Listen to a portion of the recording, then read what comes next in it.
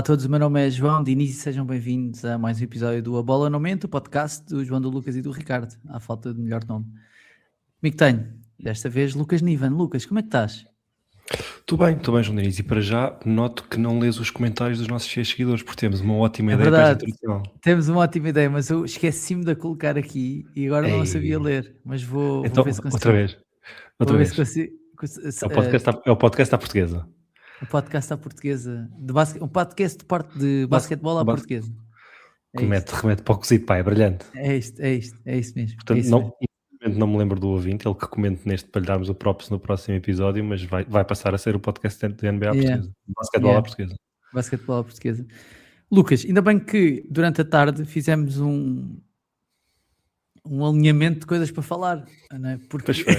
que basicamente foi enviado para o lixo quando a partir ali das 6, 7 da tarde começaram a acontecer trocas na NBA, algumas delas com relativa relevância, pronto, não foi nenhuma mega trade, nenhuma bomba, nada disso, mas são trocas que acho que são pelo menos fixes para comentar e uma delas terá impacto claramente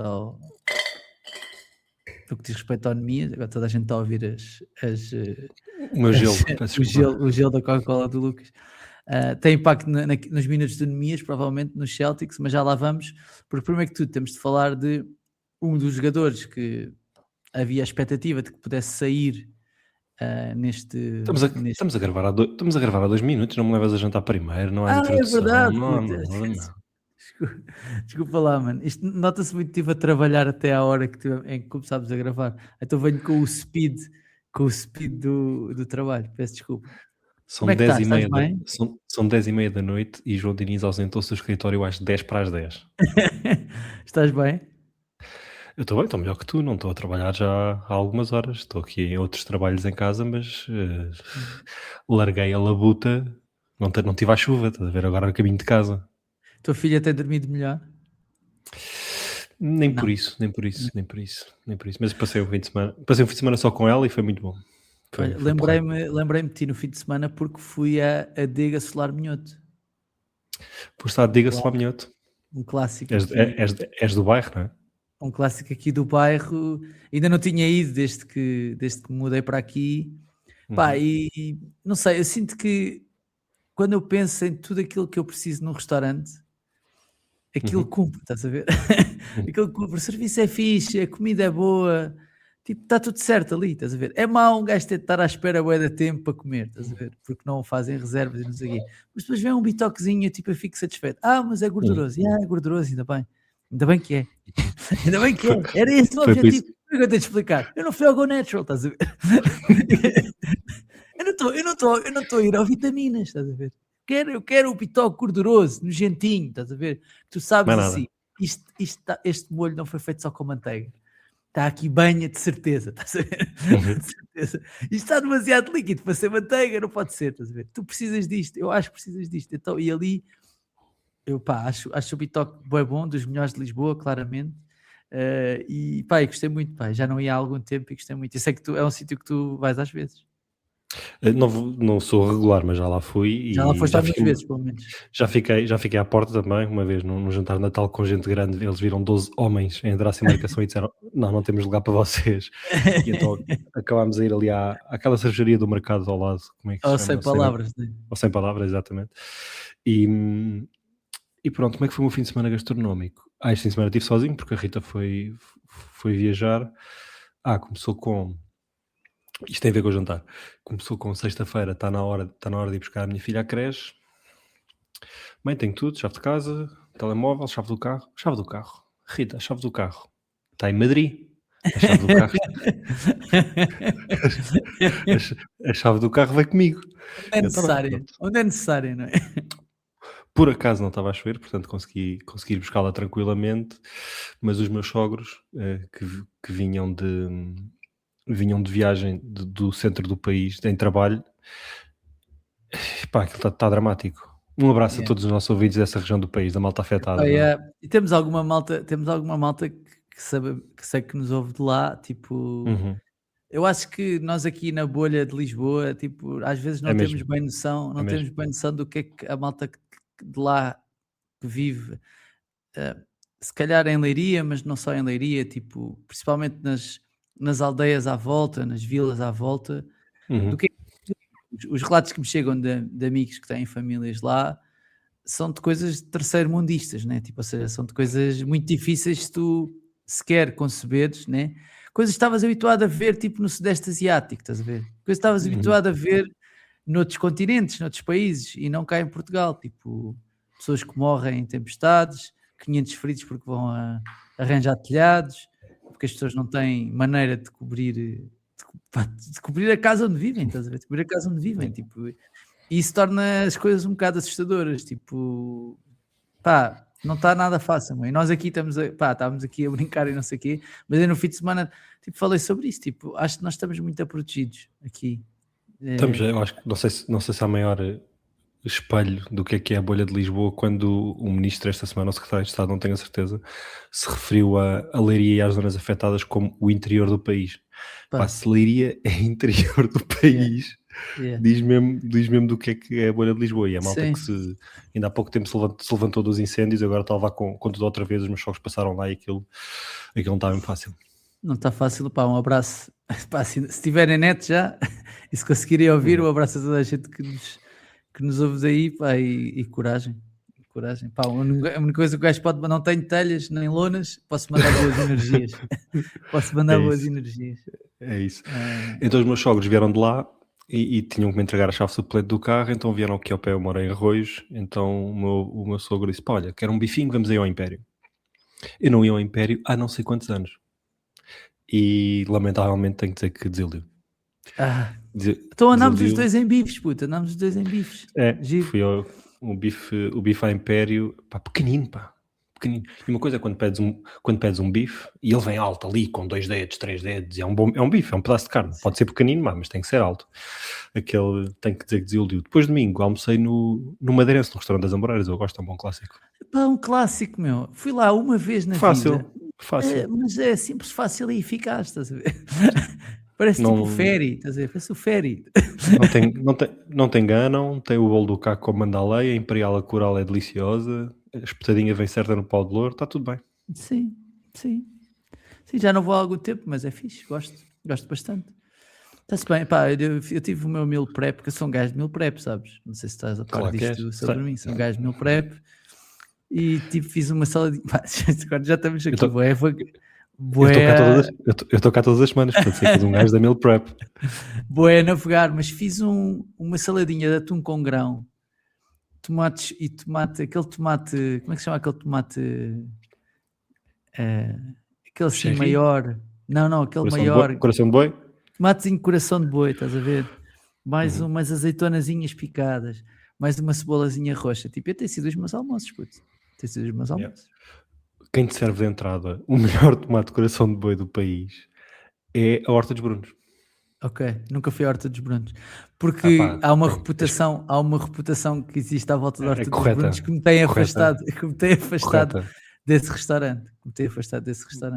Porém, quando fores a contar nesses orçamentos, vale a visita.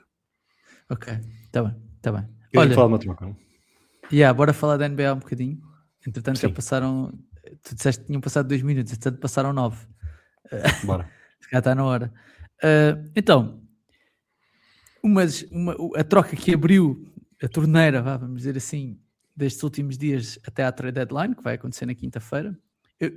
Estava previsto falarmos só de trocas na quinta-feira com eu e o Ricardo, mas a verdade é que aconteceram demasiadas coisas hoje para não falarmos sobre isso. E a primeira de todas foi o Jaren Jackson Jr., que foi parar a Utah. E olha para nós aqui, quem está no YouTube agora já está até ver tweets e tudo, olha para esta categoria. Mas é verdade, estamos aqui a ter imagem.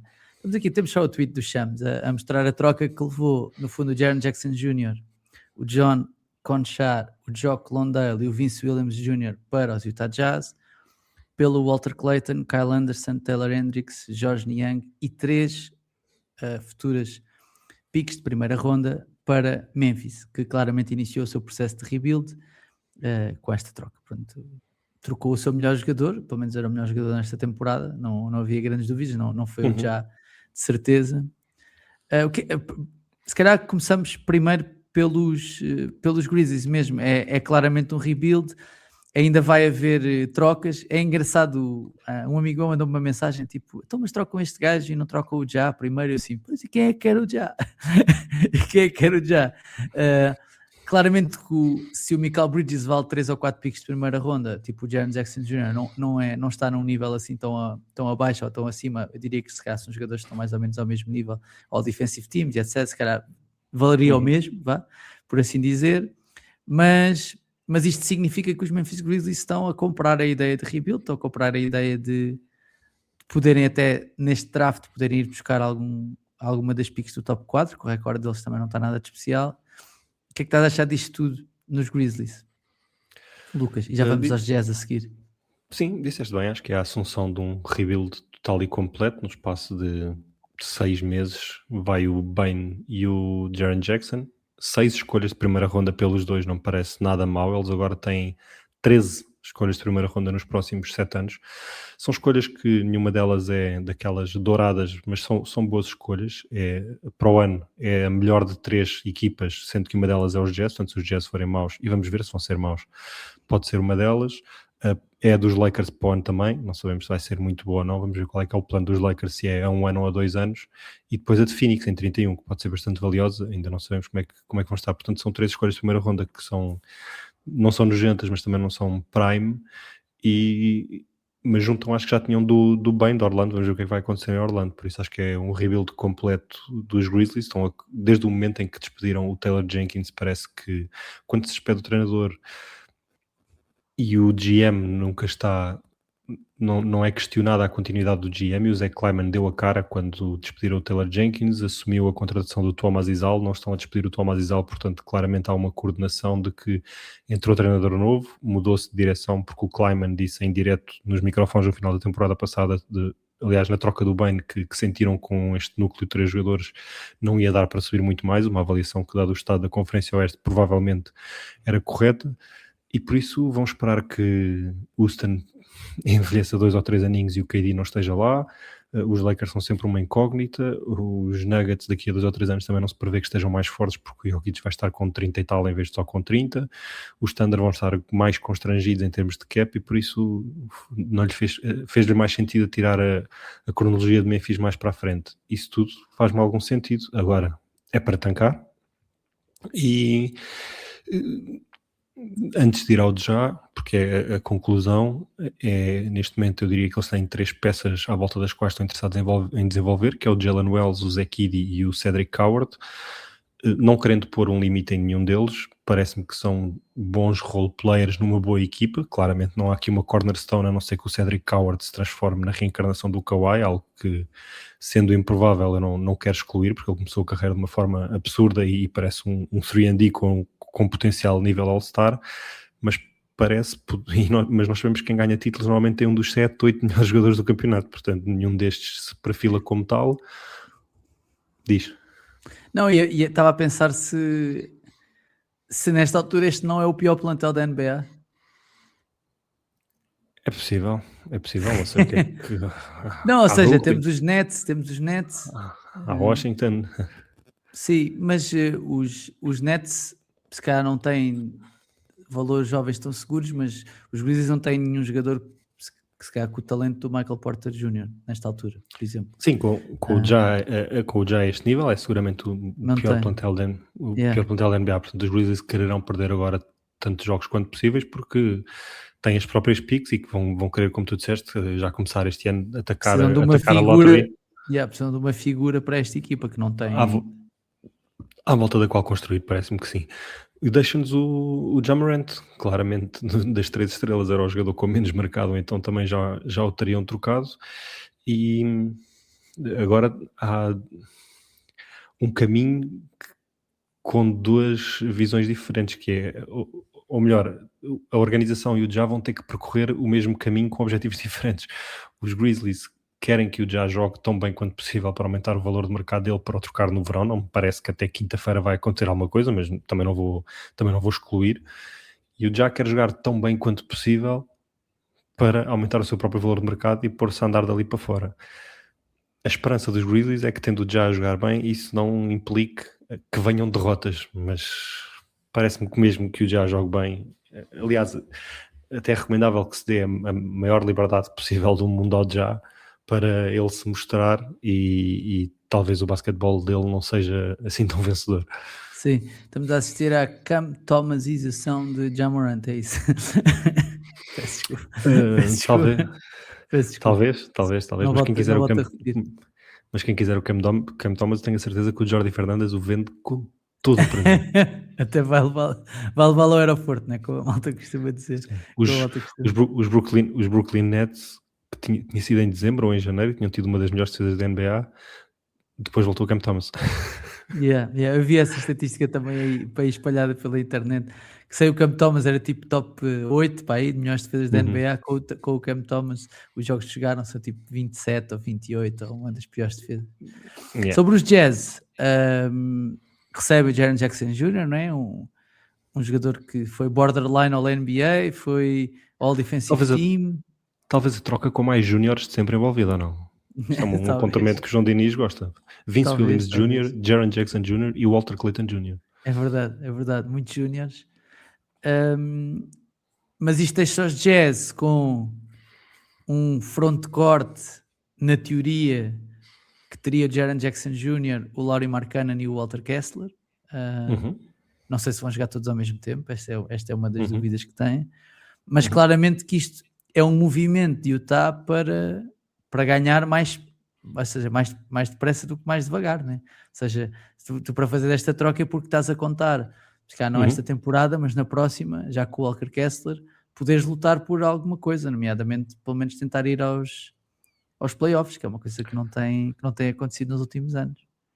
Sim, eu não sei muito bem o que hei de pensar nisto para os Jazz a médio prazo, porque de facto é muito incomum vermos uma equipa que está em rebuild ser essa equipa a comprar, a dar as picks de primeira ronda e a ir atrás de alguém. É muito esquisito. Entretanto, curiosamente, com estas 3 picks que saíram, os Jazz fecharam a troca do Gobert. Aquilo que receberam já deram tudo, e para os Jazz o Rudy Gobert trouxe Keontae George, Walker Kessler e Jaren Jackson Jr. Não está mal. Não está mal, acho que já fizeram pior. já fizeram pior na NBA.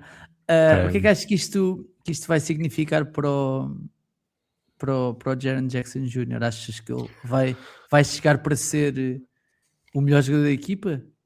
Na hierarquia? Vai estar abaixo do Lauri Markkanen, apesar de tudo? O Jaren Jackson Jr. é um jogador complementar, porque não é um tipo que passa muito os 20 pontos por jogo, numa era que muita gente passa os 20 pontos por jogo. É alguém que, por já ter um prémio, temos que dizer que é um contender a Defensive Player of the Year, apesar de não estar no nível de um Embiid ou até de um Chet ou de um Gobert. Está nessa segunda linha de grandes defensores, com o Mobley e outros. Não sei se vem para ser a figura, acho que ele não é o melhor jogador de uma equipa, e o Lauri em dia sim mete 30 pontos por jogo, portanto numa equipa da NBA, se o Lauri fizer 30 e o Jaren Jackson Jr. fizer 19, o Jaren Jackson Jr. nunca vai ser a imagem. Acho que ele tem que ter cuidado, primeiro porque Utah é conhecida por ser uma cidade com um grau de melanina bastante claro. Aliás, ele vai fazer companhia no frontcourt ao Lauri, ao Kessler e ao Filipowski, e há um congressista, um senador republicano, que quer permitir o porte de arma pelos espectadores dentro do Delta Center, no pavilhão dos Jazz. Portanto, eu não recomendava muito ao Jaren Jackson Jr. ter jogos de 3 e 4 ressaltos, porque para já vai ouvir insultos que nunca ouviu em Memphis, de um teor que nunca ouviu em Memphis. Mas tirando isso... Mas achas que são compatíveis? Ou seja, achas que este trio no frontcourt faz sentido ou não?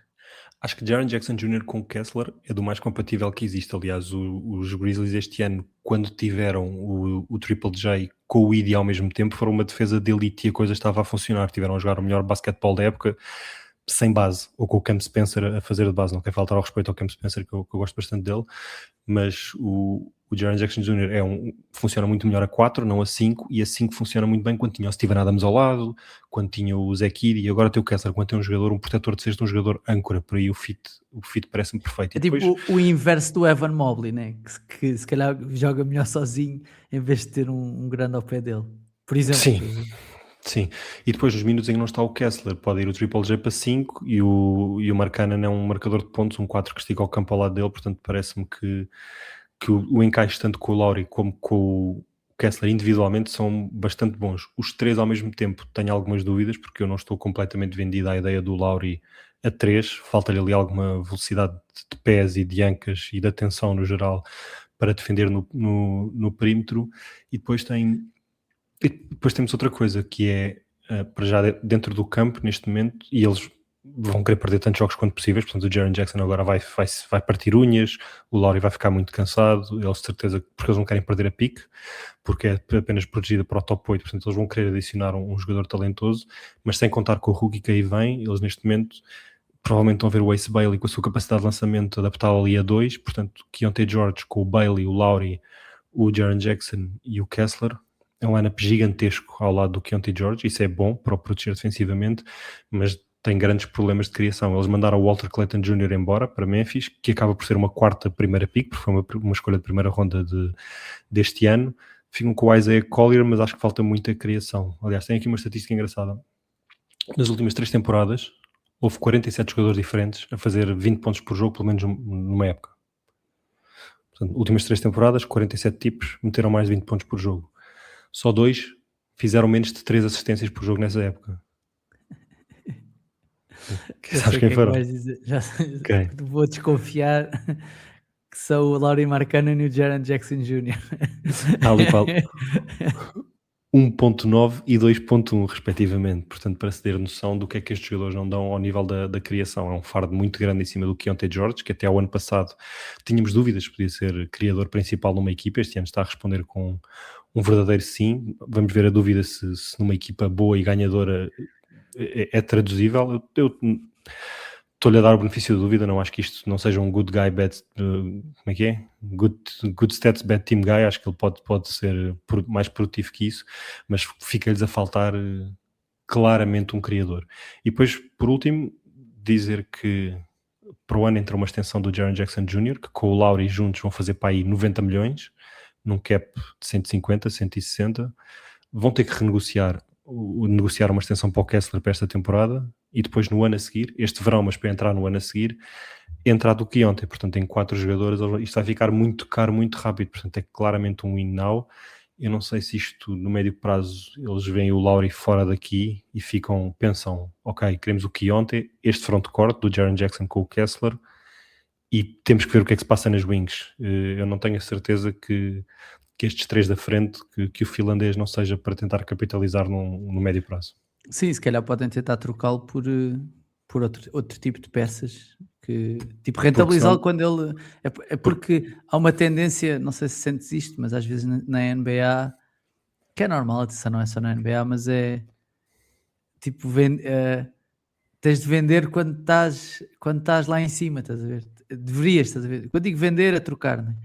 Quando o teu valor de mercado está em cima, porque senão o que vai acontecer é o que aconteceu com o Trae Young, é o que vai acontecer com o Ja, que é, já havia indícios de que as coisas podiam não estar bem, não agiste logo, não fizeste logo, e depois quando vais vender já perdeste a tua oportunidade de negócio.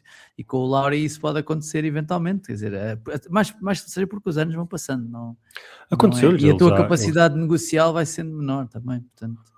Aconteceu-lhes claramente, eles no verão de 24 tinham 2, 3 escolhas de primeira ronda para receber pelo Lowry, quiseram renovar, ele ficar lá mais um ano e agora ainda estão com ele. Yeah. Mas pronto,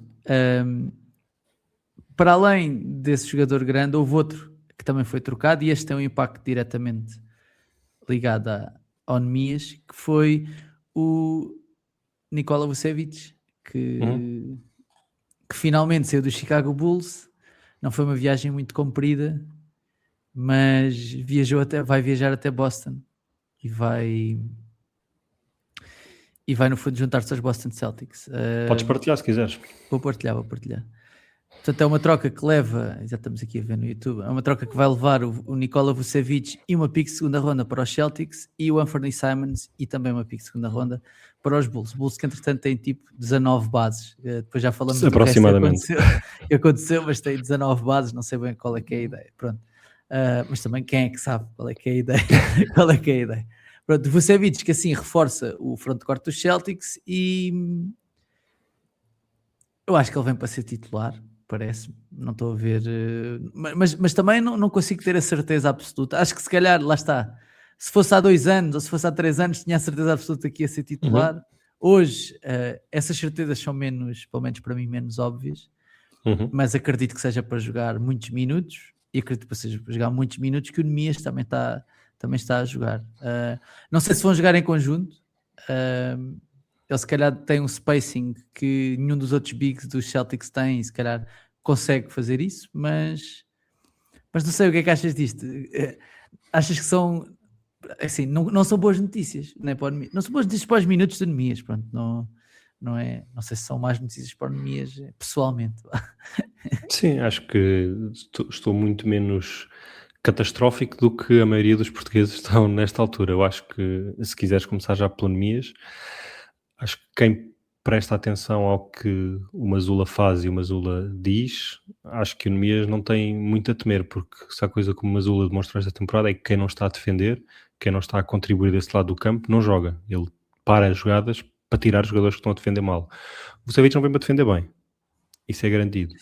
Sim, não é um jogador conhecido pela sua capacidade defensiva, e é um jogador até bastante explorado depois em playoffs e etc. Ou seja, essa parte é certa. Esse é o primeiro ponto. Depois, o contrato do Vucevic termina no final desta temporada. Os Celtics trocaram um contrato expirante do Simons por outro contrato expirante, portanto, que ganha menos. Portanto, isto permitiu-lhes baixar do primeiro apron. Isto traz-lhes muita vantagem. Eles agora podem juntar jogadores numa troca, podem receber mais salário do que aquele, podem enviar mais salário do que aquele que recebem numa troca. No mercado de buyout podem ir buscar jogadores, ganharam acesso à mid-level que não tinham, portanto ganharam uma série de coisas, continuam acima da tax, vamos ver se querem baixar ou não, mas baixaram do primeiro apron. E, portanto, teve razões fiscais e basquetebolísticas de gestão da equipa muito fortes para o fazer. Mas é um tipo que pode estar aqui de aluguer até ao final da temporada, e eu acho que o Nemias é para contar para os Celtics, mesmo que seja um posto de rotação, mesmo que perca a titularidade para o ano. Os Celtics têm uma opção, uma team option por ele, eu acho que a vão exzer. Dito isto, não sei se faz muito sentido tirar a titularidade ao Nemias. Era isso que eu te ia perguntar, se achas que ele vai perder a titularidade ou não? Não estou mesmo nada certo disso, atendendo à forma como o Mazzulla gosta de trabalhar e de ter a sua equipa. Eu vejo muito mais o Vucevic a brutalizar segundas unidades como opção ofensiva, como faz o Nurkic nos Jazz muitas vezes, como faz o Mo Wagner nos Magic quando está a jogar. O Valanciunas, vejo muito mais nesse papel do que a tirar a titularidade ao Nemias de caras, porque é um buraco defensivo, é mau demais, as pessoas não têm noção do que é o Vucevic a defender, o Mazzulla tem. E atenção, se pensarmos bem, acaba por ser, na rotação, sair o Simons, entrar o Vucevic, uma espécie de troca por troca, porque o Simons também não era titular dos Celtics, não é? Era tipo um agitador da segunda unidade, óbvio que com um estilo de jogo mais próximo daquele que é o que a malta chama o Mazzulla Ball, não é? Muito lançamento de fora, ataques rápidos. O Vucevic não é tanto esse gajo, não é? Não é tanto esse gajo, mas dá outras coisas, não é? Dá experiência, dá presença debaixo do cesto a atacar, não é? Dá ameaça, né? Dá um tipo de ameaça no pintado com o Nemias não dá, pronto. Nemias dá ameaça tipo no pick and roll, etc. O Vucevic também ressalto ofensivo. Exatamente, o Vucevic dá noutras coisas, tipo, é um jogador diferente, lá está, mais experiente. Epá, e já teve épocas de ser borderline all-star, tipo, isto tudo já, ou seja, não é um gajo qualquer, tipo, também é verdade que é um buraco a defender, mas não é um gajo qualquer na NBA, e é um reforço tipo importante para os Celtics, né? Ou seja, de jogadores grandes que eles poderiam ir buscar, com hipótese de irem buscar, não é? Óbvio que não estou aqui a excluir o Anthony Davis e não sei o quê, não é? Mas tipo, a partir do momento em que o Jaren Jackson tipo, vai para Utah por aquele montante e tem o salário que tem, tipo, se calhar era uma das melhores hipóteses disponíveis para eles poderem adicionar ao plantel, portanto... Era porque eles queriam adicionar sem comprometer salário futuro, portanto logo aí não... baixando o salário, o valor de salários que tinha, que ainda representa uma poupança. É verdade que aqueles gajos são todos milionários, mas ainda representa uma poupança de lá do penalty tax ou do luxury tax, tipo de 15 a 20 milhões de dólares, se não me engano. Eu acho que vi esta notícia, por isso... Exatamente. Eles como são repeater, pagam... cada dólar que tiverem acima da Luxury Tax pagam 3 de penalização. E, Yeah. portanto, os 6 milhões ou 7, os 6 milhões de diferença dos salários deles são 18 milhões que baixaram da tax deles, que entram no bolso do dono. Sim, é dinheiro.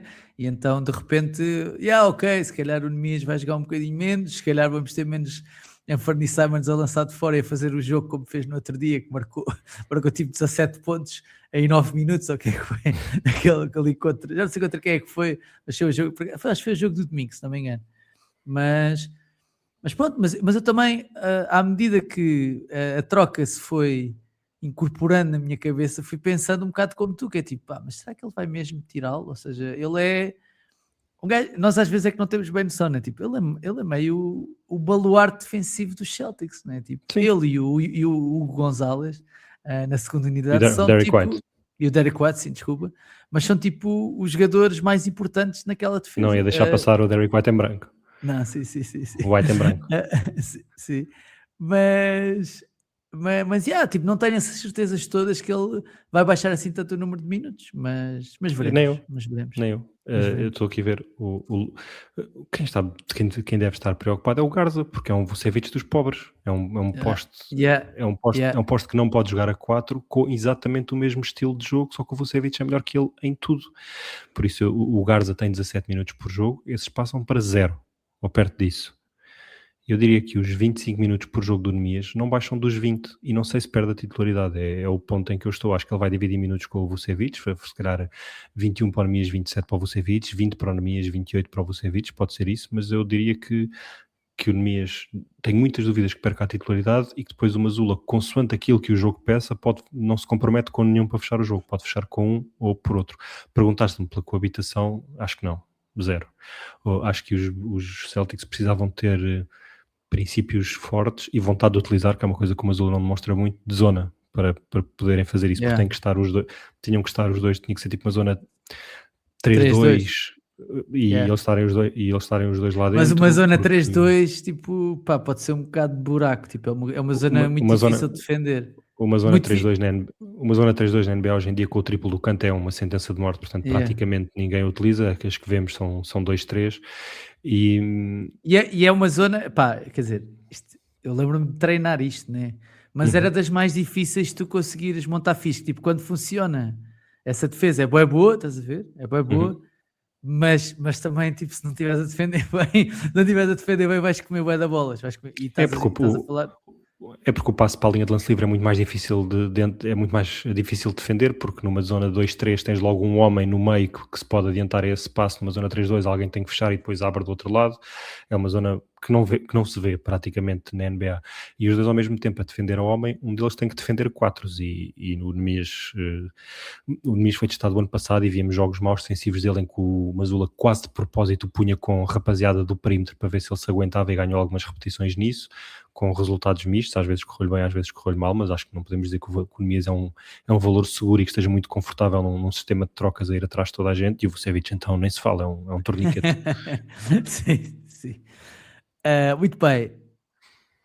Antes destas trocas, e já vamos falar de outras que aconteceram, mas antes destas trocas surgiu uma notícia também do Shams que dava conta, já te estás a rir, que dava conta que James Harden aparentemente estaria a negociar, vamos pôr aqui na imagem, estaria a negociar com os Clippers uma saída até à trade deadline. Pronto. Surgiram logo a seguir rumores de que essa saída seria para os Cavs. No Patreon tivemos logo pessoas a falarem sobre isso. O João Rodrigues, conseguem ver algum racional na possibilidade do Harden ir para os Cavs. O Gonçalo Cunha dizer: ninguém consegue prever o período entre as 4 e as 5 da manhã numa semana de trade deadline na NBA. Temos bomba em Los Angeles, pelos lados de Cleveland não é surpreendente querer trocar o Garland ao fim deste ano de entra e sai com uma equipa que tem de ganhar já. Lucas, James Harden, James Harden que, atenção, os Clippers estavam em franca recuperação, não é? Tipo, ou seja, os Clippers estavam... Sim, 16 vitórias em 20 jogos. E pronto, e aconteceu James Harden, não sei, quer dizer, se calhar é um bocado injusto dizer aconteceu James Harden, um gajo não sabe o que é que está a acontecer lá dentro dos Clippers, mas Mas isto para mim, pelo menos, foi muito surpreendente. Não sei se para ti também foi, mas para mim foi. Foi surpreendente. Depois lá está a notícia marina e pensas, bem, o James Harden, ele já não pediu uma troca para cima de um ano e tal, portanto estava mais ou menos na hora. Mas acho que foi surpreendente. Teorias conspirativas Viste dirão o que disse o Bill Simmons? É isso? Era isso que eu te ia perguntar. Não, Não? quer dizer, Não Limas não me lembro, não era isso que eu ia dizer. Na segunda parte okay. vou falar disso, desta possível extensão. Acho que vou apanhar mais ou menos o que ele disse. Teorias conspirativas dirão que o Kawhi foi deixado de fora do All-Star, apesar de ter tido os votos suficientes dos treinadores, porque não há explicação para o Kawhi não ter sido votado, e agora o Harden quer se ir embora. Será que o Harden sabe que vai acontecer alguma coisa ao Kawhi e aos Clippers? Será que o Harden sabe que a penalização que os Clippers vão ter o vai deixar será que a NBA limitado? será que a NBA sabe que essa penalização também vem aí e então não quis expor o Kawhi Leonard a um All-Star que se vai jogar em sua casa? Tipo, o All-Star vai ser em casa dos Clippers e nem o Harden nem o Kawhi lá vão. É muito estranho. Um bocado estranho. Muito estranho. Um bocado estranho. O Harden querer sair, já apanhou um bocado de surpresa. A teoria menos conspirativa e mais em linha com a pessoa que o Harden é que ele queria negociar um novo contrato, portanto queria juntar mais dólares aos quase 450 que já ganhou enquanto jogador, é livre disso. Os Clippers não se quiseram comprometer com dinheiro e ele disse, então eu vou para me pagarem, tirem-me daqui porque eu tenho uma player option e para o ano sai de borla. E portanto quero arranjar uma casa que lhe ponha mais anos no contrato. Pronto, é livre disso. Já falas então do que disse o Bill Simmons, que ele colocou em causa se o Harden queria ou não sair mesmo. Será que foi ele que pediu para sair? Ou será que... Bom, já lá vamos. Porque existiram outras trocas. Espera aí, isto é interessante do lado dos Cavs. Sim, do lado dos Cavs, sim. Desculpa, porque e como o Hunter saiu dos Cavs, mas já fazemos a ponte. Lá dos Cavs, o que é que achas que isto pode indiciar? Ou seja, trocar o Garland? Epá, os Cavs estão um bocado com o botão de pânico ligado, não é? Porque o Donovan Mitchell para o ano é o último ano de contrato, pode ser jogador livre em 2027 se quiser, e é um jogador que puxou muito a carroça tanto nos Jazz como nos Cavs, mas a verdade é que jogou ao lado de Defensive Player of the Year no Gobert e no Evan Mobley, jogou ao lado de All-Stars e ainda não saiu da segunda ronda na sua carreira, apesar de ser um dos melhores 10 ou 15 jogadores da NBA quando está em forma, e por isso se não for em Cleveland pode ser que ele comece a olhar para outras paragens, e parece que os Cavs sabem disso, que estão com estes 4 jogadores juntos e também não conseguem passar da segunda ronda. O Mobley não dá o salto que se espera, o Jarrett Allen até este jogo de 40 pontos estava a fazer uma época medíocre, diria, e depois temos o problema Garland, com o problema no dedo gordo do pé, tem sido o tal entra e sai que o nosso patrão disse, e é um jogador All-Star que não consegue calçar, e depois eles perdem o Garland porque não contou este ano praticamente, quando não joga ao seu nível, perderam o Ty Jerome e a equipa baixou bastante. Do lado dos Clippers, eu acho que esta troca é de fazer ontem, porque se vão perder o Harden, acho que ter como retorno um jogador que pode ser recuperado fisicamente, porque é verdade que o Garland tem muitas, está sempre magoado, tem sempre alguma coisa, mas tem que se acreditar que um dia aquilo vai bater bem e que tem ética de trabalho, e não é todos os dias que por um veterano de 30 e muitos anos consegues trazer um All-Star recente de volta, portanto parece-me bem. Dos Cavs parece um bocadinho o botão de pânico, a não ser que, como o Tom Haberstroh sugeriu hoje, que há um mundo, puto. Não sei se estás pronto. Para termos James Harden, Giannis Antetokounmpo, trocado até quinta-feira para Cleveland, e depois no verão, pai e filho, James, para a última época dele. Adoravas, não adoravas? Eu acho que isso é um bom wishful thinking, mas não me parece que vá acontecer. Acho difícil de acontecer. Mas pronto, epá, é o que é. Mas acho complicado. Até porque o Harden, uma vez numa luta pelo MVP, disse celebremente: quem me dera ter 2,13 metros, não ter técnica absolutamente nenhuma e ser só correr e afundar, o basquetebol era mais fácil. Pois foi, já não me lembrava dessa dica do gajo. Mas epá, LeBron James, Donovan Mitchell, Giannis Antetokounmpo. Acho que o Mitchell tinha que sair na troca para o Giannis. Já. Sim, Mas LeBron James, Giannis e James Harden na mesma equipa, sim, interessante. E Bronny. Pois é, desculpa, claro, Bronny. Como não? Sim. A ser mentorado por James Harden. Dizer só que o nível de pânico dos Cavs tem que ser muito alto, porque eu acho que neste ponto da carreira do Harden, tu acreditares que contigo é que vai funcionar, é um bocado o gajo que acha que a stripper se apaixonou por ele, não é? Não, aquela é diferente. Ela comigo é diferente. Falhou com os outros, mas comigo Sim. eu vou Enfim. curá-lo. Sim. Enfim. Outra das trocas que os Cavs fizeram foi o DeAndre Hunter, que arrancou para... Espera aí. Não estás a aparecer? Espera aí. Onde é que estás? Sim, é que estás.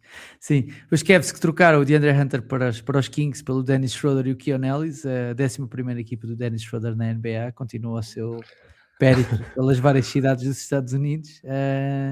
Não é 15ª, mas é perto. Não, disse 11ª, Ok. 11ª equipa, acho eu. O Keon Ellis, que era um dos nomes... Ainda longe do recorde de Smith, que acho que são 14. Yeah.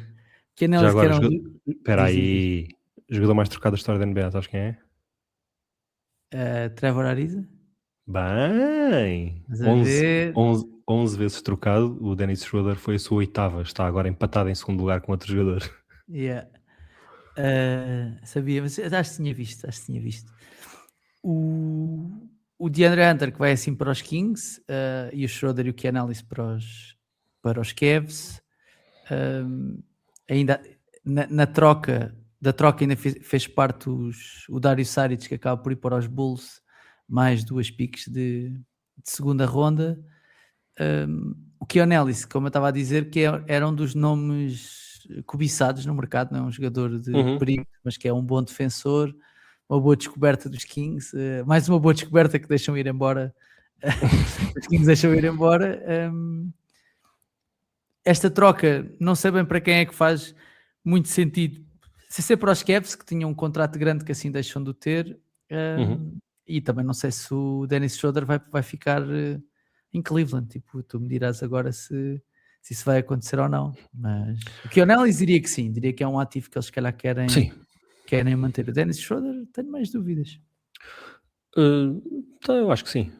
Acho que, começando pelos Bulls, tudo certo. Foram utilizados aqui para absorver o salário do Saric e ir buscar 2 escolhas de segunda ronda, portanto, Bulls bem. Os Cavs... Bulls bem, quem diria? Bulls bem. Os Cavs fizeram também um ótimo negócio, tiraram o contrato de DeAndre Hunter, que tinha este ano, e mais outros por um jogador que é quase um NPC da NBA, tipo, ele está ali, mas fez uma grande época em Atlanta o ano passado, porque a bola estava a entrar no lançamento, mas defende mais ou menos, ressalta fraquinho, marca mais ou menos, fora da bola. É um Cam Reddish com mais sorte. É por aí. Tiveram os dois em Atlanta. O Hunter no dia bom é um bom jogador, mas não há muitos dias bons no Hunter. É um gajo medíocre, certamente não vale aquilo que recebe, e dado o contexto dos outros 4 jogadores dos Cavs que recebem muita coisa, eles precisavam de aliviar salário. Fizeram-no assim, com o Schroeder e com o Ellis, são mais 2 opções para backcourt, que, dadas as dúvidas para já do Garland, são boas opções, e a experiência completamente falhada do Lonzo Ball. Eu acho que o Schroeder é para ficar, e o Lonzo Ball é para quem o quiser até segunda-feira. Eles metem uma escolha ou 2 de segunda ronda para alguém ficar com o contrato do Lonzo Ball, que eles agora precisam desfazer algum salário para baixar de apron. Por isso, bom negócio para os Cavs, ganham 2 jogadores de rotação no perímetro, que me parece que precisavam. E depois os Kings, que tinham o Keon Ellis, que era um tipo desejado. Eu acredito que não houvesse propriamente uma equipa com uma first round pick para dar pelo Keon Ellis, acredito que não houvesse. Mas acho que conseguis receber algum valor sem ser absorver do DeAndre Hunter. Portanto, a 2K-ização do plantel dos Kings continua a grande velocidade. É uma equipa a precisar urgentemente de um rebuild, mas tem Lavine, DeRozan, Hunter agora, Sabonis, tudo gente veterana, Malik Monk, tudo gente veteraníssima, com anos no contrato para além deste, e sem valor de mercado absolutamente nenhum. Portanto, muito, muito mal para os Kings. Tipo, pensar que estes tipos há 2 anos estavam a ligar o laser cada vez que ganhavam um jogo. As vibes estavam imaculadas em Sacramento e... Mas enfim, puto, os eles há 3 anos... high-fives, os high-fives entre Russell Westbrook e DeAndre Hunter prometem, estás a ver? Eles há pouco mais de 3 anos tinham o Haliburton e o Fox. Yeah. É só isto. Os Kings são isto. Enfim. Para além do Hunter nos Kings, tivemos o Vit Krejci, é assim que se chama? Krejci. Vit Krejci? É Krejci, mano. Desculpa. Krejci. Nos Blazers, o Kevin Huerter nos Pistons e o Mike Conley e o Jaden Ivey nos Bulls. Estás a confundir conceitos, não é? Estou a confundir conceitos. Estou só a dizer mais trocas que aconteceram. O Vit Krejci Sim. foi para os Blazers. Numa troca em que os Blazers, tipo, pelo menos pela maioria dos analistas, ficaram a ganhar, porque o contrato dele é muito baixo, é um jogador que lança mais de 40% de 3 pontos. Sim. Por isso, claramente, é um contrato tipo do Nemias, não é? Tipo, ou seja, são tipo, valores... É tipo, tem mais um ano garantido que o do Nemias, mas é tipo, são 2 milhões e pouco. É tipo... menos de 2% do cap para um tipo que atira acima de 40%. Se era este o preço, aí os Lakers ficaram a dormir, porque este dava jeito. Dava jeito. É um bom jogador, é um bom oitavo nono homem. Os Blazers eram o Duop Reed, que é um tipo que não faz nada, e eu gosto do Krejci. Quanto à outra troca que levou, lá está, do Kevin Huerter para os Pistons, o Conley dos Timberwolves para os Bulls e o Ivey dos Pistons para os Bulls, esta troca que é interessante para os Pistons, que assim podem suprir se calhar a falta do Malik Beasley, né? Do lançamento que nunca mais conseguiram suprir com o Kevin Huerter, não é? Os Bulls juntam mais 2 bases porque já estavam com poucos, não é? Portanto, nós só aqui já falámos de 3, né? Já falámos do Ivey. Já falámos, é verdade. Desculpa, está aqui.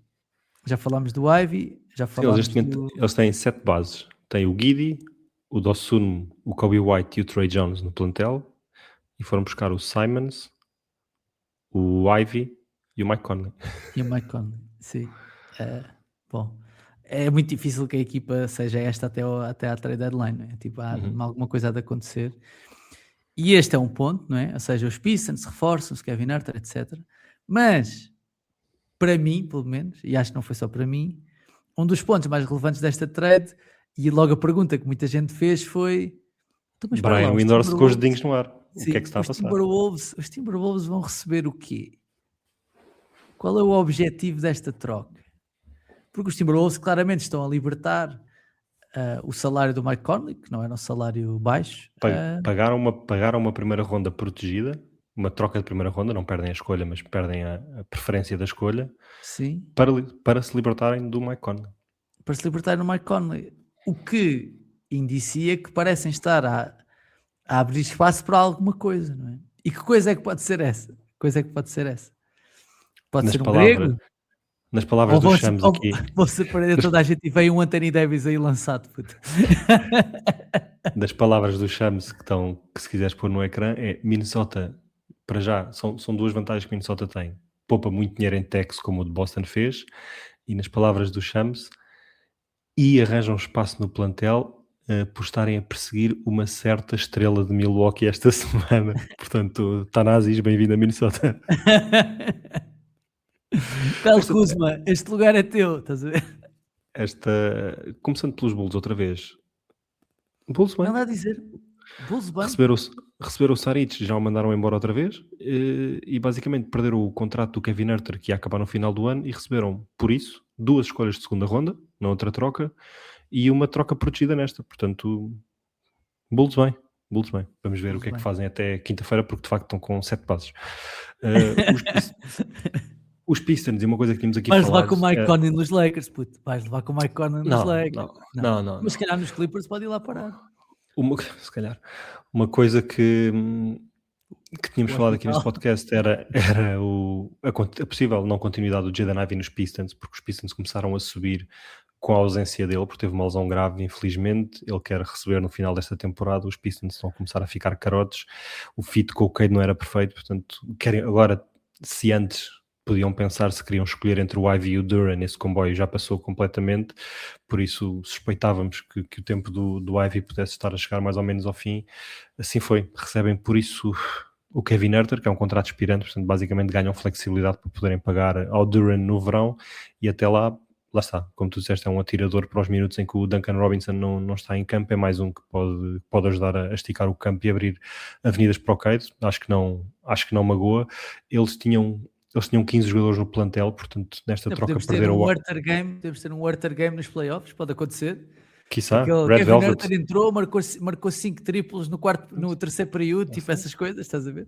Pode acontecer, não é estranho. Os tempos do laser, Sabonis e Huerter a partir de tudo naquele two-man game, lá está. Portanto, os Pistons perderam o Ivy e recebem 2 jogadores, o Huerter e o Saric, mas eles só têm espaço para um, portanto eu acho que o Saric vai fazer as malas, vai ser cortado, e eu desconfio que os Pistons ainda querem cortar ou trocar mais alguém, porque eles têm um rapaz num two-way, que é o Dennis Jenkins, e os jogadores two-way têm um limite de jogos que podem fazer durante o ano e depois não podem ir aos playoffs. Portanto, eu acho que eles querem contar com o Dennis Jenkins, porque é base, porque o Ivy saiu agora, é um tipo que tem dado nas vistas, portanto acho que os Pistons não ficam por aqui porque vão querer converter o puto Dennis. É isso. Quanto aos Timberwolves? É Danisso.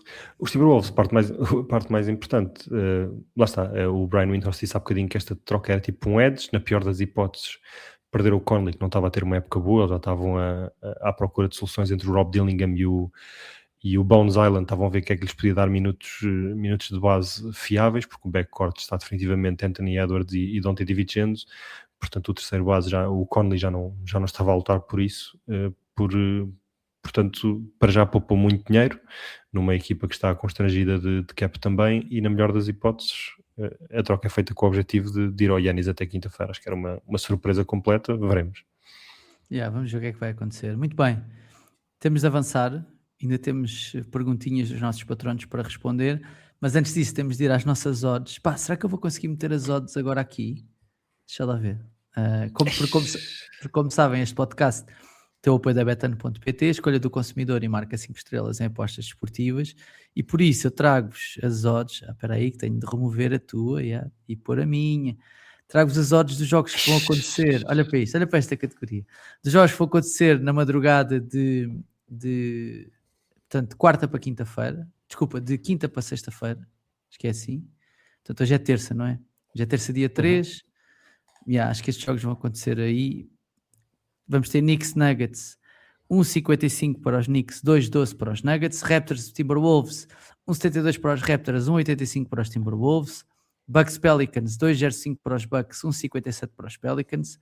Rockets Celtics 1,44 para os Rockets, 2,35 para os Celtics. Celtics jogam hoje em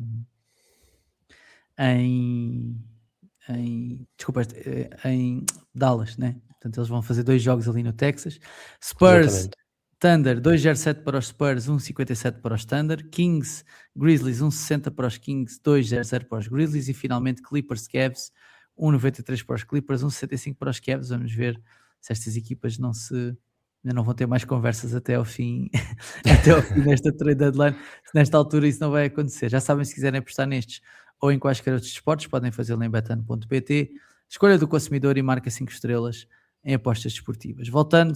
Só para confirmar, isso são jogos de quarta para quinta. De quarta para quinta-feira, exatamente. Sim, obrigado.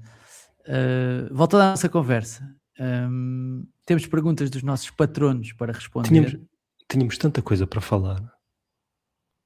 Do quê? Que nem fomos ao momento de início deste podcast. Então Paul George anda nas gansas. O gajo diz que não, ele diz que foi um comprimido, não sei o quê.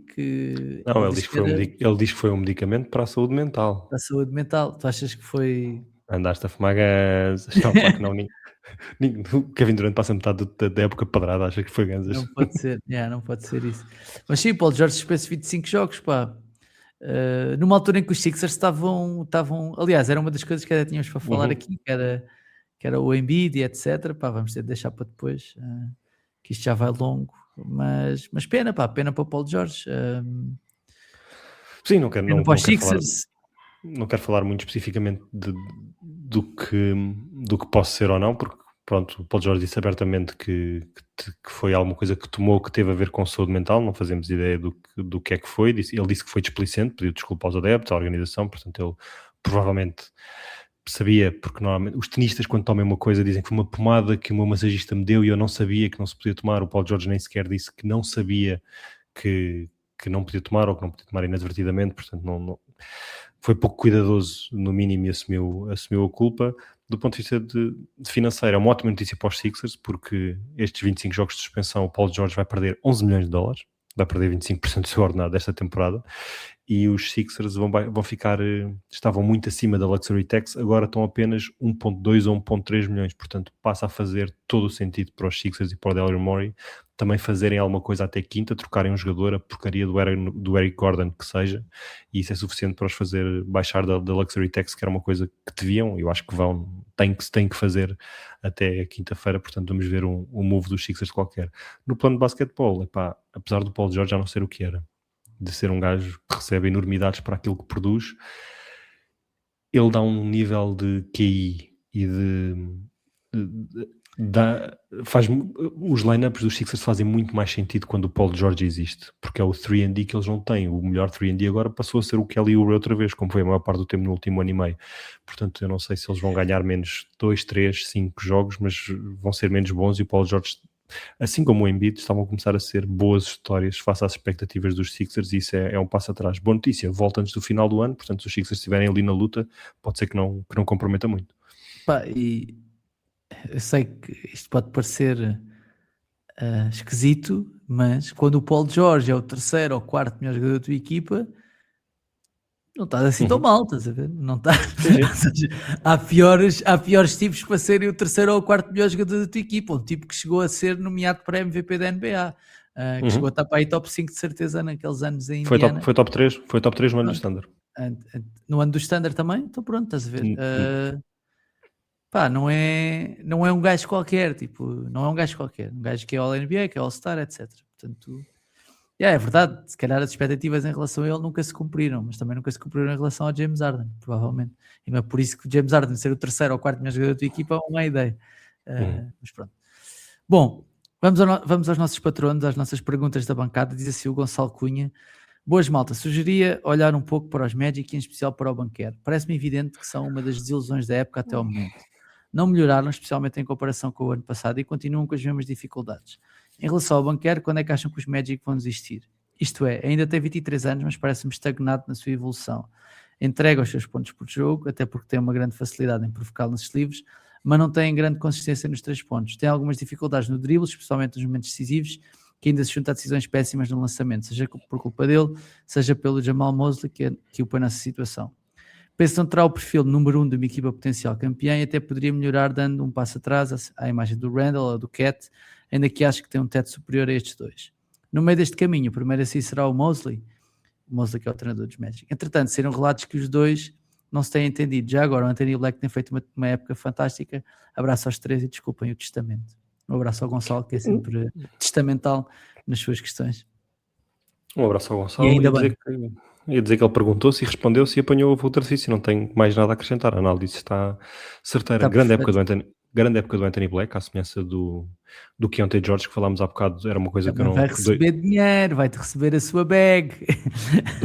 Dois bases de terceiro ano, por acaso não sei se é o quarto do Anthony Black, não, acho que é o terceiro, que eu não estava a ver este salto e foi fantástico. E é mais uma razão para os Magic não terem desculpa para estarem como estão, porque é verdade, não tem havido segue sempre. O Wagner já perdeu jogos novamente, mas tem equipa para mais, especialmente na Conferência Este. E se o Banquero e o Mosley não se têm estado a dar muito bem, então a porta de saída vai ser mostrada ao treinador. Também não há dúvida nenhuma disso, mas mesmo que se estivessem a dar bem, o Mosley foi importante para estes miúdos. É tal a velha história de que treinadores é que são desenvolvimento e que treinadores é que são para ganhar jogos quando as trutas começam a crescer. E o Mosley, que comprou uma ótima defesa, a defesa baixou imenso, e não é por causa da chegada do Bane que a defesa baixou imenso. Não sei se os jogadores estão a deixar de comprar aquilo que ele quer vender. O Isaac Aspaços estava a ser importante na defesa, deixou de ser. O Suggs perdeu jogos e a defesa cai, obviamente. Ele é o jogador mais importante desse lado do campo para os Magic, mas há aqui talento a mais para extrair que o Mosley não está a tirar. É preciso outro playbook, é preciso maior criatividade, é preciso mais soluções. E depois, para o melhor e para o pior, o Banquero tem que fazer a coisa funcionar. Não estou a dizer que a culpa é só dele, mas também é dele. O Banquero devia ver incessantemente filme da segunda e da terceira épocas do LeBron em Miami, em que ele decidiu, não há desculpa para eu não pôr o meu corpanzil em cima do meu marcador e chegar até ao aro sempre, em que lançou tipo 60% de 2 pontos em 2 épocas. O Banquero tem que perceber que não tem o melhor handle do mundo, tem que perceber que não tem triplo e que vai ter que jogar de dentro para fora a servir outros. Ele é um dos marcadores de pontos menos eficientes. Eu li um artigo, aqueles artigos de quem é que foi os All-Star Snubs deste ano. Paulo Banquero. Mas isso é por causa do nome ou pelo que ele tem jogado? O Paulo Banquero não está nem perto do nível All-Star esta temporada. Não está. Nem sequer fez parte daqueles nomes a lápis que eu ponho só para arriscar e garantir que não me esqueci do nome. Não está. Tem capacidade para muito mais. 23 anos é uma idade muito nova ainda, tem muito tempo para corrigir o seu jogo. Fez uma grande série contra os Celtics nos playoffs do ano passado, em que eu nunca fui muito fã do basquetebol do Banquero e disse, espera aí, está aqui a atingir um grau de maturidade. Estava enganado, esse nível de maturidade não está a chegar, e eu acho que uma mudança de treinador vai acontecer, e depois quem vier, que tenha um playbook ofensivo e que meta na cabeça do Banquero, assim como o Trae Young. Chegou o Quinn Snyder, que vinha de créditos dados no ataque em Utah, experimentaram, não deu, trocaram o Trae Young, o caminho é para o outro lado. Eu acho que o próximo treinador tem que ser alguém com a missão clara de fazer do Banquero um All-Star, outra vez, porque ele tem capacidade para isso, e se a coisa não funcionar, então aí o ónus começa a entrar em cima dele, porque ele tem que dar mais do que tem dado até agora, ele não está a tomar as melhores opções. Ele pode ser um power forward, um bully de primeira e conseguir levar tudo à frente, até pela quantidade de vezes que vai à linha de lance livre, como o Gonçalo disse. Sim, ele é o sexto jogador que vai mais, tem mais lançamentos livres por jogo na NBA. Ainda assim, e só para dar um exemplo, por exemplo, o Deni Avdija é o segundo, tem 9,5, ele tem 8, estás a ver? Se calhar ele podia fazer esse... É um bom exemplo, estás a ver? É um bom exemplo. Ou pode pôr os olhos no Julius Randle, porque há o mau Julius Randle e o bom Julius Randle. O mau Julius Randle é aquele que martela a bola e que atira de meia distância e que tem mania que é base quando estava nos maus dias em Nova Iorque. É o que o Banquero é agora. Se ele quiser ir lá para dentro e usar a sua boa capacidade de passe de dentro para fora e fazer voleibol no pintado, que é o bom de Julius Randle, então pode ser. Porque está nas mãos dele ser um jogador All-Star e talvez All-NBA ou ser o Julius Randle da geração TikTok. Sim.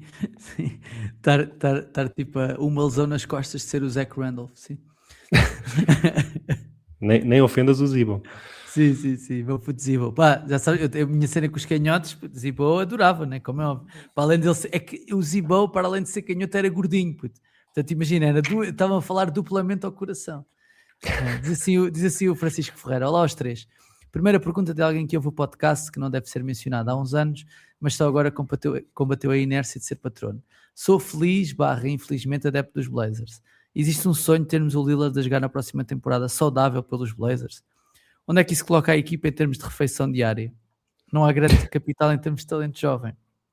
Mas o Advi All-Star, o Sharp é uma boa 3A, 4A opção, uma boa terceira barra quarta opção. Kalinga não pode titular razoável. Camará um 3D all defensive team. Podemos comer o pequeno almoço? Ou é preciso mais antes tentar boas piques? Desculpa a extensão da pergunta, um forte abraço e muito obrigado por me acompanharem nas tarefas domésticas. A minha mulher adora quando o podcast sai e quanto mais longo for, melhor, mais coisas ficam limpas e arrumadas.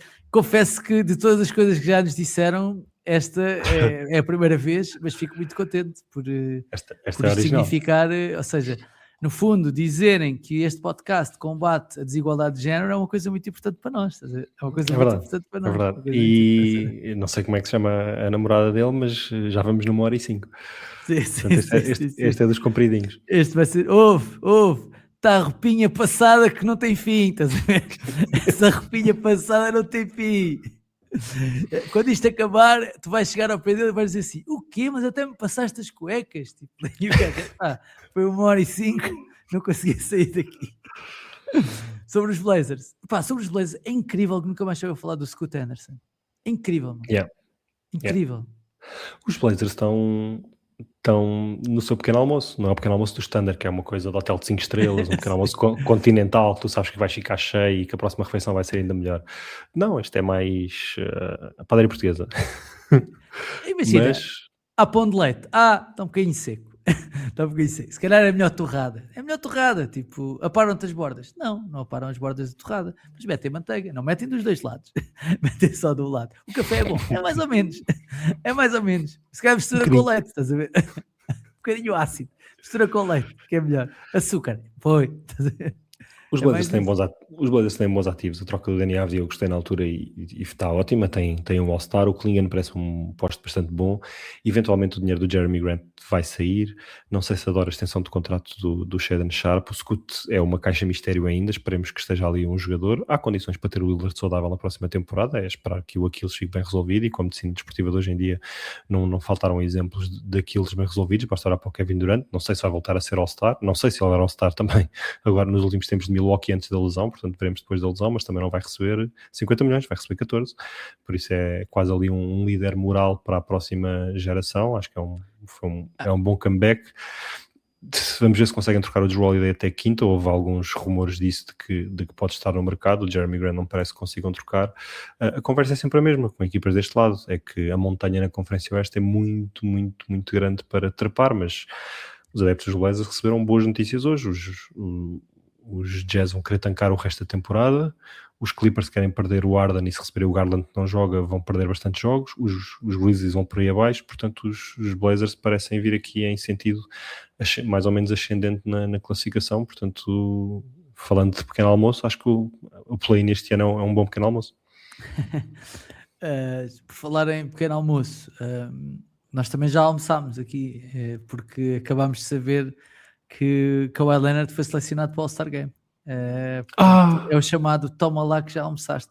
É verdade, o Shams acabou de largar a bomba de que Kawhi Leonard foi o jogador extra selecionado para o All-Star Game para que possamos ter 16 jogadores americanos, que é o que é necessário. Portanto, quem teve com atenção ao podcast que eu e o Ricardo gravámos sobre os suplentes do All-Star sabe que era preciso ter 8 jogadores em cada equipa. Caso isso não acontecesse, era preciso selecionar um jogador adicional. 16 norte-americanos. 16 norte-americanos. Vai fazer parte dos 16 norte-americanos. O Kawhi, que é o mínimo para aqui. E pronto. Então, mas espera aí. Onde é que estão as reservas dos All-Stars? Que ele está à procura. Então isso quer dizer que tínhamos 15 norte-americanos. Tínhamos 15 norte-americanos e 9 estrangeiros. Queria ver onde é que eles puseram o Cat e o Powell. Devem estar nos estrangeiros. Vamos ver. Não sei se consegues perceber assim, agora aqui. É contá-los, portanto havia 5 titulares estrangeiros. Sim, Luka, Giannis. Calma. Sim, Luka, Giannis, Jokic, Shai e Shai. Exatamente. Siakam, 6. Norman Powell, 7. Advia, 8. Dani Advia, 7. Portanto, Powell e Karl Anthony Towns, 9. 8 e 9. Portanto, Karl Anthony Towns e Powell vão jogar pela equipa do resto do mundo, que vai perder o Giannis e, portanto, ficam 8, está certo? Pronto, última pergunta. O Kawhi vai ao All-Star, sim senhor. Merecidíssimo, entretanto. Como disse o Ricardo Brito Reis aqui num grupo em que nós dois também estamos, só para acabar com as teorias da aspiração. Bocadinho de humor. Teorias da aspiração. Bocadinho de humor. Diz assim o Mário Cardoso: boas malta, para dar um salero à forma morna como as equipas estão a lidar com esta reta final da época de trocas até agora. Pronto, esta pergunta foi feita antes destas trocas todas acontecerem. Está a aquecer. Quero deixar um desafio ao nosso rei das narrativas, João Diniz. O desafio é o seguinte: levar o Draymond Green para os Pistons. Para além disto, vi o Draymond dizer que não ficaria magoado se fosse trocado. If I'm traded, that's part of the business, disse ele. Mesmo nós, sabendo que ele já é parvo, acham que existe algum tipo de fundamento por trás destas declarações? Abraço para todos. Na verdade, esta ideia do Draymond Green ir para os Pistons não é uma coisa de agora, tipo, é uma narrativa Ele- que já corre há algum tempo, porque ele é de lá, ele é do Michigan. Ele E sempre por disse isso isso. Ele é de Michigan, jogou a universidade pela equipa de Michigan State. Não me devia enganar nisso, porque Michigan e Michigan State são rivais de morte. Não, é do Magic Johnson, os verdes. Michigan State jogou por eles. Ele sempre disse que se jogasse para outra equipa da NBA, gostava que fosse o Pistons. Mas eu não sei se nesta altura é o jogador que faz mais sentido para os Pistons, até pelo seu salário. Não sei se faz sentido os Pistons trocarem o Tobias Harris pelo Draymond Green, por exemplo. Não sei, tu trocarias ou não? Não, para já gosto da postura do Draymond Green, que é como ele sabia que os Warriors o estão a tentar trocar, porque isso hoje foi feito, é oficial, os Warriors estão a oferecer o Draymond Green e está no trade block. Ele, como tem um podcast, ontem chegou-se à frente e diz, isto é business, também se fosse, era na boa, e tenta começar a construir a narrativa para ir para onde quer. O gajo é sabido. Antecipou-se. Se for verdade, tenho pena, porque eu gostava que o Draymond, assim como o Steph, fosse jogador de um franchise só. Portanto, se isso acontecer, tenho pena, mas acho que para acontecer é porque os Warriors vão aos Giannis. Não estou a ver os Warriors a perder o Draymond Green por outra razão qualquer. Sim, não vão buscar o Tobias Harris, não é isso que vai acontecer. Pois não sei, havia um boato que os Warriors estavam a tentar trazer de uma assentada, enviando o Kuminga e o Green, trazer de Miami o Andrew Wiggins outra vez, e ao Kuminga para Miami, e depois com o contrato de Jimmy Butler ir aos Giannis. Portanto, há muitas bolas no ar. Desculpa, também vi um rumor de que ele iria para os Bucks, mas depois sairia e vinha assinar pelos Warriors. Viste essa cena ou não? Não. Era um rumor que falava disso, ou seja, que ele iria sair, mas depois ia ser dispensado e vinha à mesma para os... Eu acho que quando faz um buyout não podes assinar pela equipa de onde foste trocado. É? Acho que não. Não sei. Porque senão isso não faltaria. Quanto ao Drummond nos Pistons, acho que pelo Tobias Harris não, mas para aquele lugar de backup do Isaiah Stewart, enfim, o Isaiah Stewart está a fazer uma ótima época. O Draymond Green ainda é melhor defensor que ele, mas a idade de um e de outro faz-me preferir na construção dos Pistons o Isaiah Stewart. Agora o Draymond Green ali como terceiro big da equipa, ou big suplente atrás do Jalen Duren, aquele estalo que é preciso ter nos playoffs, aquela atitude, claro, ajudava. E ali ia jogar com o coração. Nesta fase da carreira dele, não sei se isso quer dizer que vai ser expulso todos os jogos ou se vai de facto contribuir muito. Não, é quando nós estamos a ponderar em termos de temperamento, ficar com a Isaiah Stewart em vez de Draymond Green, isso diz muito de quem é Draymond Green, porque relembro que a Isaiah Stewart foi o gajo que correu que nem um touro atrás do LeBron James num jogo aqui há uns anos, e nós estamos a dizer, não, se calhar o Draymond Green é capaz de ser muito agressivo, estás a ver? E que esta semana estava a ver um episódio do Game Theory, que é um excelente podcast do Sam Vecini, e o interlocutor dele, a maior parte das vezes, é um tipo que é de Detroit, acompanha muitos jogos de Detroit, chama-se Bryce Simon, e está muito por dentro, e às vezes viaja com a equipa e não sei o quê, e eles os dois conhecem o Isaiah Stewart e dizem que é o tipo mais doce fora dos cortes que existe, é daqueles tipos que quando joga fora, no final do jogo, aperta a mão à malta, ao staff da equipa do pavilhão que foi visitar, a agradecer a hospitalidade e não sei o quê. Sim. O Paulinho Santos, né? O Paulinho Santos da NBA. Não sei, a malta também dizia que o Paulinho Santos era um doce do caraças. Era uma joia de moço, não sabia. O Jorge Costa, a malta dizia que era a malta que era boa pessoa, estás a ver? Fora do campo, mas que dentro de campo eram gajos difíceis. É malta humilde, né? Tipo o Jorge Costa, o Paulinho Santos, malta dali, daquela zona.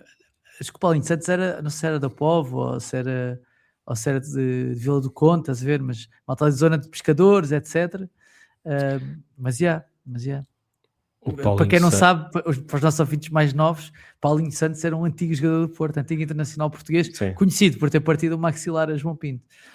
Sim, Paulinho Santos é o Roy Keane português. Sim, não só partiu o maxilar a João Pinto, como teve uma suspensão. Lembras-te dessa suspensão do Paulinho Santos? Uma suspensão que eu acho histórica, que teve suspenso o tempo que o João Pinto teve de fora. Olho por olho, dentro por dentro. E eu não vou deixar passar em claro absoluta bomba de conhecimento que tu largaste muito casualmente. Paulinho Santos é das Caxinas, meu. Estás a ver como eu sabia? Estás a ver Pá, como eu isto sabia? foi- Caxinas que Vila do Conde. Estás a ver como eu Sim. sabia? Estás a ver como Tu eu sabia? casualmente largares o local de Puto. nascimento de Paulinho Santos foi. A quantidade de revistas de futebol, aquelas revistas de início de época que eu li quando era puto, não está escrita, puto. Não está escrita. Tipo, a quantidade de coisas que eu sei à fala disso, tipo, é inacreditável. Se me perguntar assim, sabes a capital dos Camarões? Sei, porque vi aí, estás a ver? Sei que é Yaoundé. Quem é que sabe que é Yaoundé? Ninguém, sei eu. Não, há mais gente que sabe de certeza. Mas o facto de eu saber, sem perceber zero de geografia da África é por causa disso, é por causa de haver o Douala ter nascido em Yaoundé. É isto que eu sei. O do Alá, que larga o momento icónico no 1-0 do Benfica, na época do Peseiro, o gol do Luizão. Sim. Pá, Desculpa, não, desculpa trazer isto. Quem não sabe, isso foi um campeonato que foi disputado quase até ao fim entre o Benfica e o Sporting e Estava o a Luizão ver quem é que perdia marcou mais jogos. Exato, e o Luizão marcou um gol, um derby que foi decidido por 1-0, um lance que durante muitos anos os sportinguistas tentaram que fosse polémico, não é tão polémico quanto isso. Eu nunca tentei que fosse polémico. Pronto. Quem vai à flash interview depois daquele 1-0 balde de água fria no Sporting é o Douala. Isto foi tipo penúltima jornada. E o gajo penúltima jornada, isso foi na penúltima jornada. E o gajo da Sport TV disse: então, Douala, é uma pena, ficaram arredados agora a lutar pelo campeonato, resta lutar pela Taça UEFA, porque isso foi o ano da final da Taça UEFA também, foi o ano a seguir. Foi o ano da final da Taça UEFA. Exato, resta-lhes agora lutar pela final da Taça UEFA. E o Douala não fazia ideia que se perdesse o jogo, estava arredado das lutas do título. Pá, o gajo ficou a olhar para o gajo da flash interview, tão triste, meu. Coitado do Douala de Yaoundé, Camarões. Nós na verdade não ficámos arredados, mas tinha de acontecer tipo uma catástrofe. O Benfica tinha de perder 8-0, era uma coisa assim, essa época fatídica para o Sporting, porque perdeu a final da Taça UEFA em casa. A final foi em Alvalade, contra o CSKA de Moscou, nunca mais me esqueço. Com Wagner Love a destruir o Sporting. Wagner Love e Daniel Carvalho. Era do brasileiro. O Sporting ainda marcou primeiro pelo Rogério. Bom, agora fica aqui até... Não em cima do intervalo, um gol de belo efeito. É verdade, foi mesmo. Mas foi mesmo. Fora da área. Mas foi mesmo. Bom, Lucas, estamos arrumados. Longuinho. Este episódio. 1h15, já vamos no futebol, por isso. Sim. Malta, obrigado por estarem desse lado. Já sabem que podem e devem ouvir e subscrever o podcast. Deixar estrelas e críticas no iTunes e também no Spotify. Seguir-nos no Twitter, no Instagram, no TikTok, no YouTube, né? Subscrever aqui o canal. Hoje até tivemos imagem e tudo. Hoje tivemos tweets. Hoje tivemos odds em vídeo. Só te falta pôr o sininho no ecrã. É isso. Não vou pôr agora, não tenho aqui. E também já agora tornem-se patronos do A Bola Não Mente em patreon.com/A Bola Não Mente. Lucas, aquele abraço e até à próxima, está bem? A ver se não arrebenta nenhuma bomba assim que nós acabámos de gravar, porque estamos mesmo à espera disso, né? Estamos a pedi-las, não é? Estamos a pedi-las, sim. Mais uma vez, obrigado por seres quem és, João Diniz. E tu hoje és muitas coisas. És um tipo que grava 1h20 de podcast depois de chegar a casa às 10 da noite, vindo diretamente do escritório. Mas mais importante que isso, sabes que o Paulinho Santos é o segundo melhor futebolista de sempre das Caxinas, logo seguido de Fábio Coentrão. Sim, claro, como é óbvio. Aquele abraço e até à próxima.